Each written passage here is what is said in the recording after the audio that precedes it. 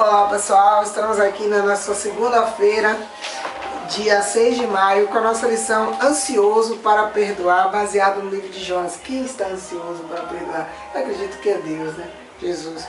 Com voz de agradecimento, eu te oferecerei sacrifício.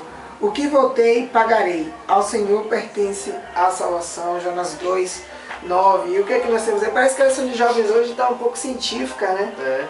E aí pessoal, o livro de Jonas é história de pescador ou um sermão esperto? Verdade. Ao analisarmos as aventuras de Jonas, parece ser até um livro cômico.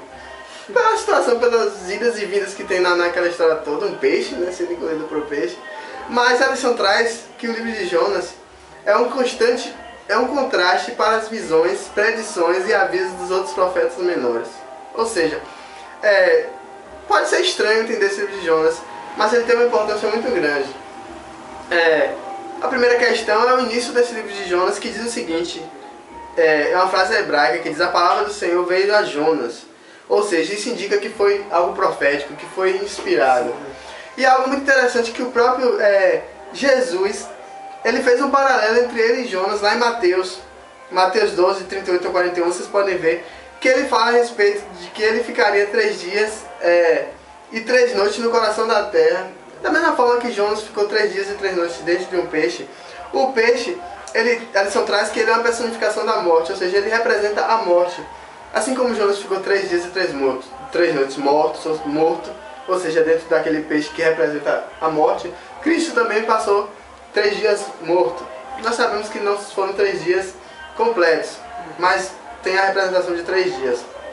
Outra coisa importante é que Jonas foi a Nínive para anunciar o seguinte, que daqui a 40 dias Nínive será destruída.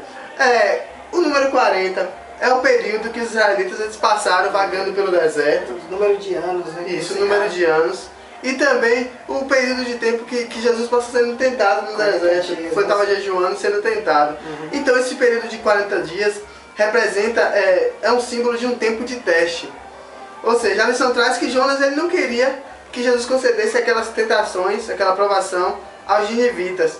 Mas por que Jesus enviou Jonas a Nínive? Então é algo muito complexo que realmente nós não entenderemos tão fácil assim, mas que nós estaremos continuando estudando durante essa semana e nós teremos a eternidade para tirar com Deus. Verdade. E Jonas foi uma testemunha relutante, né? Deus falou para ele: Jonas, você vai pregar, e Jonas fez de tudo para não ir. Que até se encaixa nessa questão aí. Se Deus sabia que Jonas não queria, por que ele enviou logo Jonas? Porque a lição principal era para ser dada ao próprio Jonas, não era nem para ser dada tanto aos ninivitas. Os ninivitas Deus queria salvar, mas a lição principal ele queria dar para Jonas.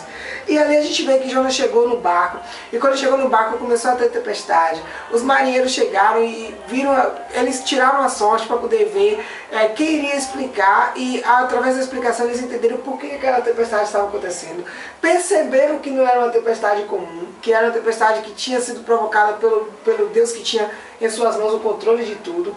E aí Jonas fez uma declaração interessante. Quando os marinheiros perguntaram quais deuses eles adoravam ali, Jonas falou: eu adoro o Deus que fez o céu, a terra e o mar.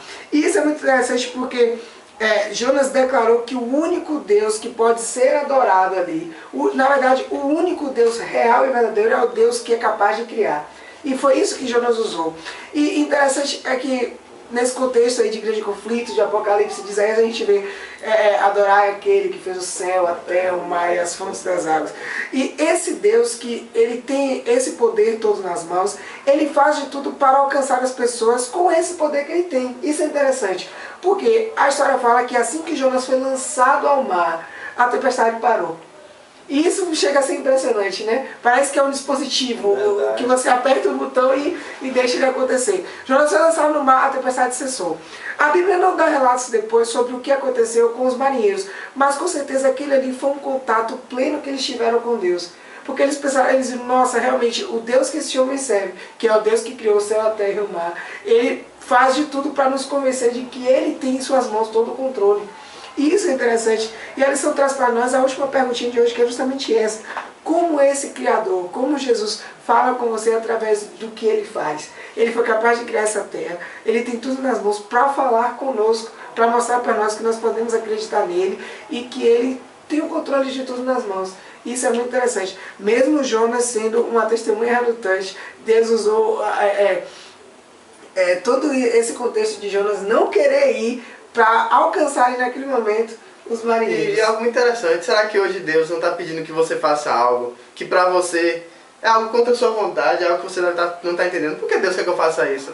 Mas pode ter certeza, se Ele está pedindo isso é porque Ele tem algum plano por trás disso e pode ser inclusive para lhe salvar, então vá. Pois é, e às vezes Ele vai usar você para pregar para outra pessoa sem você perceber. É isso. A relutância de Jonas serviu para conscientizar os marinheiros do Deus que é o Criador de tudo.